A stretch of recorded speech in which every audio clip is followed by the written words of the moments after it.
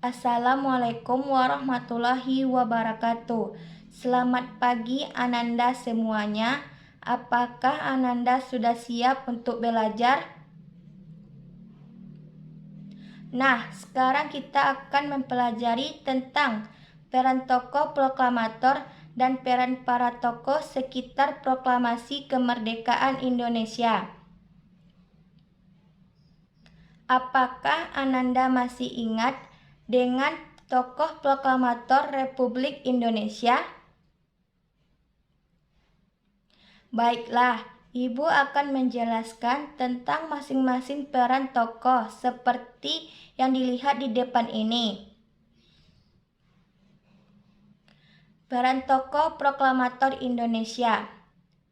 Proklamasi kemerdekaan Indonesia merupakan puncak perjuangan bangsa Indonesia yang diproklamirkan pada tanggal 17 Agustus 1945 di Jalan Pegangsaan Timur nomor 56 Jakarta. Proklamasi ini dibacakan oleh Insinyur Soekarno dan didampingi oleh Dr. Handus Muhammad Hatta. Kedua tokoh ini sangat berperan sekali dalam perjuangan kemerdekaan Indonesia, dan keduanya disebut Dwi Tunggal dan tokoh proklamator Indonesia. Proklamasi kemerdekaan Indonesia ini kita peringati setiap tahunnya tanggal 17 Agustus untuk mengenang jasa pahlawan yang telah gugur dalam memperjuangkan kemerdekaan Indonesia. Selanjutnya, peran para tokoh sekitar proklamasi kemerdekaan Indonesia. Tokoh yang pertama ada Ahmad Subarjo. Ahmad Subarjo sebagai tokoh yang mengakhiri peristiwa Rengas Dengklok dengan jaminan nyawanya, sehingga Insinyur Soekarno dan Muhammad Hatta diperbolehkan kembali ke Jakarta. Di dalam perumusan teks proklamasi di rumah Laksamana Tadesi Maeda, Ahmad Subarjo menyumbangkan pikirannya pada kalimat pertama teks proklamasi. Yang kedua, Sultan Syahrir. Beliau merupakan tokoh golongan muda yang aktif pada masa menjelang proklamasi. Beliau aktif untuk mendesak Insinyur Soekarno dan Muhammad Hatta supaya segera memproklamirkan kemerdekaan Indonesia, dan beliau juga menjabat sebagai Perdana Menteri Republik Indonesia. Yang ketiga, ada tokoh Sukarni Kartowiryo. Beliau adalah seorang pemuda yang pemberani dan bekerja di kantor berita Domain, serta aktif dalam gerakan pemuda dan menjadi pemimpinnya.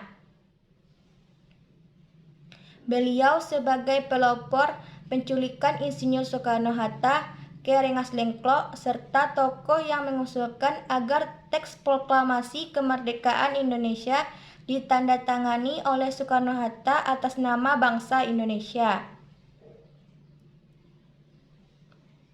Dia juga memimpin pertemuan tentang strategi penyebar luasan teks proklamasi kemerdekaan Indonesia. Yang keempat, Sayuti Melik.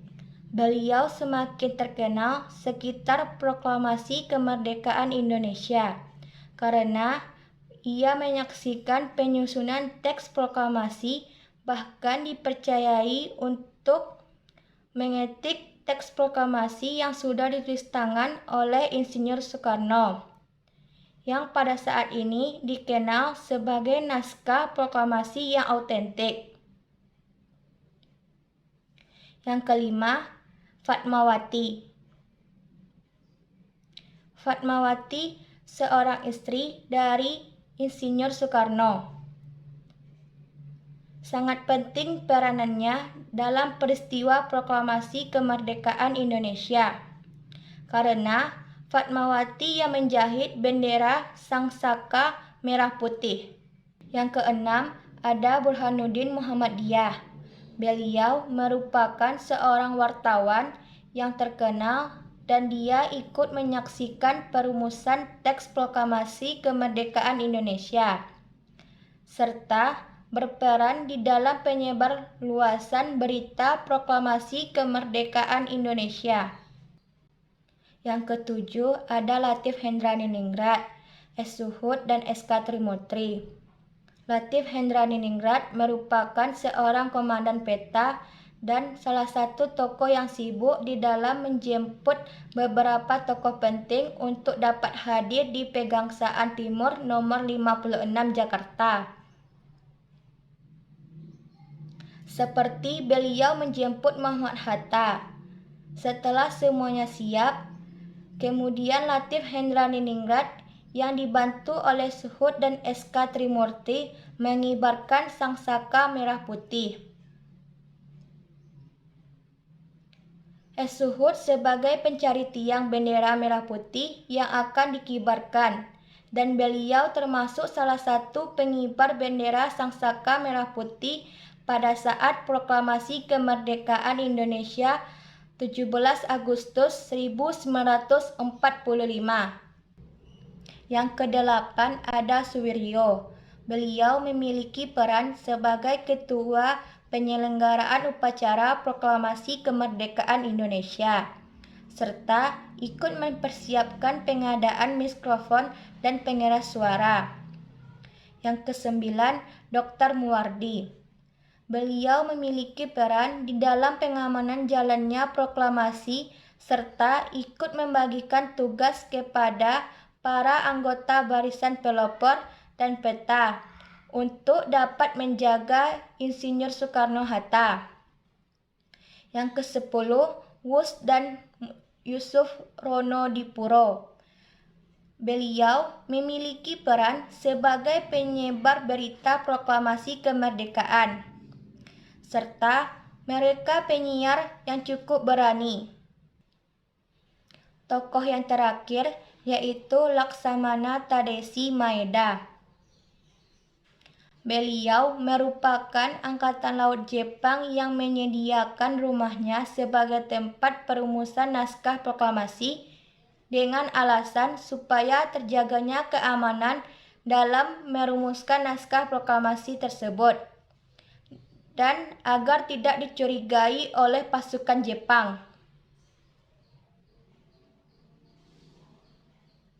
Laksamana Tadesi Maeda ini merupakan salah satu orang Jepang yang sangat besar jasanya terhadap bangsa Indonesia.